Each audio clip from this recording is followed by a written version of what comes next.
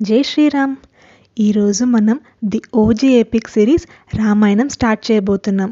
ఇందులో మనకు adventure, drama, friendship, epic battles 2026లో ఇంకా మనకి హెల్ప్ఫుల్ అయ్యే ఎన్నో లైఫ్ లెసన్స్ తెలుసుకోవచ్చు. కాబట్టి మన రామాయణం ఫస్ట్ నుండి తెలుసుకుందాము. అదే ఈరోజు మన వీడియో. బాలకాండలోని ఫస్ట్ సర్గ.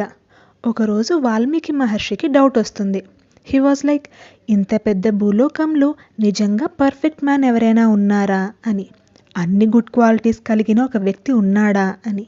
సో నారద మహర్షి దగ్గరికి వెళ్ళి, నారద మహర్షి అంటే basically the Google of those times, ఆయన దగ్గరికి వెళ్ళి ఇలా అడుగుతాడు. నారద మహర్షి, ఒక మనిషిలో అన్నీ ఉండాల్సిన మంచి గుణాలు ఉంటాయా? Like Brave, truthful, loyal, kind, smart, fearless, caring, powerful, ఇలాంటి అన్ని గుడ్ క్వాలిటీస్ కలిసున్న ఒకరు ఉన్నారా అని. నారద మహర్షి అందుకు ఇలా చెప్తాడు. అటువంటి క్వాలిటీస్ ఒక్కరిలో మాత్రమే ఉన్నాయి. ఆయన పేరు రామ. అక్కడి నుండే మన స్టోరీ స్టార్ట్ అవుతుంది. నారద మహర్షి రాముణ్ణి సూపర్ హీరోని ఇంట్రడ్యూస్ చేసినట్లు ఇంట్రడ్యూస్ చేస్తాడు. లయన్ లాగా బ్రేవ్గా ఉంటాడు. ఓషన్ అంతా కామ్గా ఉంటాడు. మూన్ చందమామంత అందంగా ఉంటాడు. హ్యాండ్సమ్. స్మార్ట్ ఇన్ శస్త్రాస్, డెడ్లీ ఇన్ ఆర్చరీ అంటే ధనుర్విద్యలో సూపర్ టాలెంటెడ్. లాయల్ టు ధర్మం, enemies nightmare but friends protector. బేసిక్గా ఒక superhero and ideal human being combo అనమాట. మన హీరో రాముడు ఇక్ష్వాకు డైనాసిటీలో దశరథ మహారాజు, కౌసల్య మహారాణికి అయోధ్యలో పుడతాడు. సౌండ్స్ కూల్ కదా. నెక్స్ట్ ఏం జరుగుతుందంటే, దశరథ మహారాజుకి రాముడంటే ఎంతో ఇష్టం. అందుకే అతన్ని క్రౌన్ ప్రిన్స్ అంటే యువరాజు చేద్దాం అనుకుంటాడు. ఇక్కడే ఒక పెద్ద ట్విస్ట్ జరుగుతుంది. కైకేయి దశరథ మహారాజుకి ఇంకొక భార్య. ఆమెకి ఇంతకుముందు దశరథ మహారాజు 2 వరాలు ఇచ్చింటాడు. వాటిని ఇప్పుడు వాడుకుంటాను అంటూ అందులో ఒకటి రాముణ్ణి 14 సంవత్సరాలు 14 years ఫారెస్ట్కి పంపించమని అడుగుతుంది. రెండొక వరంగా తన కొడుకు భరతుణ్ణి రాజుని చేయమని చెప్తుంది. దశరథ మహారాజు ఎంతో బాధ అవుతుంది. కానీ ఇచ్చిన మాటను జవదాటలేడు కదా. అందుకు రాముడు కూడా కామ్గా యాక్సెప్ట్ చేసి ఓకే ఐల్ గో అంటాడు. ఇక్కడ ఇంకొక ట్విస్ట్. లక్ష్మణుడు వాళ్ళ అన్న లేకుండా ఉండలేను అని అతనితో పాటే వస్తానంటాడు. సీతమ్మ, రాముని భార్య, నీతో వచ్చేస్తాను అంటూ ఆమె కూడా బయలుదేరుతుంది. అలా వీళ్ళు ముగ్గురు అయోధ్య నుండి అడవుల్లోకి వెళ్తుంటే అందరూ ఎంతో బాధపడుతుంటారు. ఫారెస్ట్ లైఫ్ అన్న వెంటనే చాలా పీస్ఫుల్గా అనిపిస్తుంది కదా. కానీ కాదు, అందులో ఫుల్ ఆఫ్ రాక్షసులు, డెమాన్స్ ఉంటారు. రాముడు విరాధని చంపేస్తాడు. అక్కడ అగస్త్య మహర్షిని కలుస్తాడు. అక్కడున్న ఋషులను రాక్షసులు ట్రబుల్ చేస్తుంటే ఋషులను ప్రొటెక్ట్ చేస్తాడు. ఇప్పుడే శూర్పణఖ ఎంట్రీ. శూర్పణఖ రావణుడి చెల్లి. రాముణ్ణి చూసిన వెంటనే షీ ఫాల్స్ ఫర్ హిమ్. కానీ రాముడు రిజెక్ట్ చేస్తే ఆమె అస్సలు వినదు. అందుకు రిజల్ట్గా ఆమె ముక్కు కూడా కట్ అయిపోతుంది. దాంతో శూర్పణఖ ఏడ్చుకుంటూ వాళ్ళ అన్నల దగ్గరికి వెళ్ళి కంప్లైంట్ చేస్తుంది.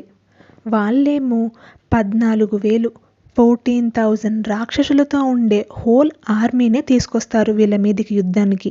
ఇప్పుడు రాముడు ఏం చేస్తాడో గెస్ చేస్తారా? 1 man ఆర్మీ మోడ్. మొత్తం శత్రు సైన్యాన్ని ఈజీగా డిస్ట్రాయ్ చేసేస్తాడు. ఈ news Lanka king the mighty రావణకి రీచ్ అవుతుంది. ఇక్కడే అన్నమాట మన స్టోరీలో ఉండే టర్నింగ్ పాయింట్. రావణుడికి చాలా కోపం వస్తుంది. వాళ్ళ అంకుల్ మారీచుణ్ణి ట్రిక్ చేసి రాముణ్ణి, లక్ష్మణుణ్ణి డిస్ట్రాక్ట్ చేయి గోల్డెన్ డీర్ లాగా అని చెప్తాడు. వాళ్ళిద్దరూ దూరంగా వెళ్ళిన వెంటనే రావణుడు సీతమ్మని కిడ్నాప్ చేస్తాడు. A big mistake. Jatayu, brave old eagle, అది అతన్ని ఆపడానికి ఎంతో ట్రై చేస్తుంది. కానీ చివరికి సివియర్గా ఇంజురీస్ అవ్వడం వల్ల చనిపోతుంది. రాముడు, లక్ష్మణుడు రిటర్న్ అయ్యాక వాళ్ళకు అప్పుడు తెలుస్తుంది సీతమ్మ మిస్సింగ్ అని. జటాయు లాస్ట్ రైట్స్ని పర్ఫామ్ చేసి ఇంకా సీతమ్మ కోసం వెతకడం స్టార్ట్ చేస్తారు. ఆన్ ది వేలోనే వాళ్ళు శబరిని మీట్ అవుతారు. శబరి ఒక ఓల్డ్ డివోటీ. ఆమెనే ఎంతో ప్రేమగా రాముడికి తన బెర్రీస్ని ఆఫర్ చేసింది. ఫైనల్గా డెస్టినీ వాళ్ళని ఇప్పుడు పంపా సరోవరం దగ్గరికి తీసుకెళ్తుంది. అక్కడే వాళ్ళు మన హనుమంతుణ్ణి మీట్ అవుతారు. ఇప్పుడు స్టోరీ నెక్స్ట్ లెవెల్కి రీచ్ అవుతుంది. హనుమంతుడు రాముణ్ణి సుగ్రీవుడి దగ్గరికి తీసుకెళ్తాడు. సుగ్రీవుడు వానర మహారాజు, కానీ ఎగ్జైల్లో ఉంటాడు. సుగ్రీవుడు, నా బ్రదర్ వాలిని డిఫీట్ చేయడానికి నాకు హెల్ప్ చేస్తే సీతమ్మని వెతకడంలో నేను మీకు హెల్ప్ చేస్తాను అంటాడు. అందుకు రాముడు అగ్రీ చేస్తాడు. అలా రాముడు ఒక్క బాణం వాడి వాలిని ఈజీగా చంపేస్తాడు. అలా సుగ్రీవుడు రాజు అవుతాడు. అండ్ వాళ్ళ ఫ్రెండ్షిప్ ఇంకా స్ట్రాంగ్ అవుతుంది. ఇంకా మన సీతమ్మ కోసం ది గ్రేట్ సెర్చ్ స్టార్ట్ చేస్తారు. హనుమంతుడు సౌత్కి వెళ్తాడు. అలా అక్కడుండే సముద్రాన్ని దాటి లంకని రీచ్ అవుతాడు. అక్కడే అశోకవనంలో సాడ్గా కూర్చున్న మన సీతమ్మ కనిపిస్తుంది. హనుమంతుడు సీతమ్మకి ప్రూఫ్ లాగా రాముడి రింగ్ ఇచ్చి అక్కడుండే అశోకవనం మొత్తాన్ని డిస్ట్రాయ్ చేస్తాడు. దాదాపు సగం లంకని కాల్చేంత పని చేస్తాడు. అలా ఇప్పుడు సీతమ్మ దొరికింది అన్న గుడ్ న్యూస్తో తిరిగి వస్తాడు. ఇప్పుడు it's time for final battle.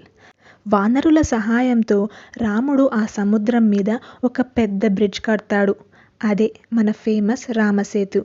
అలా వీళ్ళందరూ లంకలోకి వెళ్ళాక ఎపిక్ వార్ స్టార్ట్ అవుతుంది. ఆ యుద్ధంలో రాముడు రావణుణ్ణి చంపేస్తాడు. కానీ ఇక్కడ ఇంకొక టెస్ట్ ఉంది. సీతమ్మ ఇంతవరకు వేరొక అతని కస్టడీలో ఉంది కదా, అందుకే రాముడు కొంచెం హెసిటేట్ చేస్తాడు. సీతమ్మ తన ప్యూరిటీని అగ్ని పరీక్ష ద్వారా ప్రూవ్ చేసుకుంటుంది. అగ్నిదేవుడే స్వయంగా తను స్పాట్లెస్ అని డిక్లేర్ చేస్తాడు. దాంతో ఫైనల్గా రాముడు సీతని యాక్సెప్ట్ చేస్తాడు. ఇంకా రాముడు, సీత, లక్ష్మణుడు, హనుమంతుడు అందరూ పుష్పక విమానంలో అయోధ్యకి రిటర్న్ బయలుదేరతారు. ఇంతవరకు ఇన్ని సంవత్సరాలుగా భరతుడు రాముడి పాదుకలు అంటే రాముడి శాండిల్స్ పెట్టి పరిపాలిస్తూ వచ్చాడు కదా కింగ్డమ్ని. ఇప్పుడు రాముడిని కింగ్ చేస్తారు. మొత్తం వరల్డ్ అంతా ఎంతో హ్యాపీగా సెలబ్రేట్ చేసుకుంటుంది. అలా రామరాజ్యం స్టార్ట్ అవుతుంది. అక్కడ ఏ బాధ, భయము, ఆకలి బాధలు ఉండవు. అందరూ హ్యాపీగా, నిజాయితీగా ఉంటారు. ప్రతి చోట ధర్మంగానే ఉంటుంది. అందుకే it is basically the golden rule of kingship. రాముడు దాదాపుగా 11,000 సంవత్సరాలు పరిపాలిస్తాడు. అంటే 11,000 ఇయర్స్. ఇప్పటికీ ఈ రోజుకి కూడా ఒక పర్ఫెక్ట్ సొసైటీని డిస్క్రైబ్ చేయాలంటే అందరూ రామరాజ్యం అనే అంటారు. సో ఫ్రెండ్స్, అది అన్నమాట మన రామాయణం జర్నీ. వాల్మీకి క్వశ్చన్ దగ్గర నుండి రామరాజ్యం వరకు. ఇది దాదాపుగా మనందరికీ తెలిసిన స్టోరీనే. కానీ ఇదే హోల్ స్టోరీ అయితే కాదు. ఇది జస్ట్ స్టోరీ అవుట్లైన్ మాత్రమే. అందుకే దీన్ని సంక్షిప్త రామాయణం అంటారు. అలా మనకి రామాయణం ద్వారా లైఫ్లో వాల్యూస్, లవ్, లాయల్టీ, ధర్మంతో ఎలా జీవించాలి అనేది తెలుస్తుంది. అలా ఇంకా మన రాబోయే ఎపిసోడ్స్లో రాముడి అర్లీ లైఫ్, చైల్డ్హుడ్ అడ్వెంచర్స్, సీతమ్మతో పెళ్ళి, ఇలాంటి ఎన్నో విషయాలు ఇంట్రెస్టింగ్గా తెలుసుకుందాము. మిగతా అందరిలా కాకుండా వాల్మీకి గారు రాసిన ఆర్డర్ ప్రకారంగానే స్టోరీ మీకు చెప్పడానికి ట్రై చేస్తున్నాము. కాబట్టి మాకు మీ ఎంకరేజ్మెంట్ ఎంతో అవసరము. ఈ వీడియోని లైక్ చేసి, కామెంట్ చేసి, మీ ఫ్రెండ్స్ అండ్ ఫ్యామిలీకి షేర్ చేసి మన ఛానల్ని తప్పకుండా సబ్స్క్రైబ్ చేయండి. దాంతోపాటు ఈ వీడియోని హైప్ కూడా చేయండి ప్లీజ్. ఇది మన రామాయణం ది ఆది కావ్యం. నెక్స్ట్ ఎపిసోడ్లో మళ్ళీ కలుద్దాం. జై సీతారాం.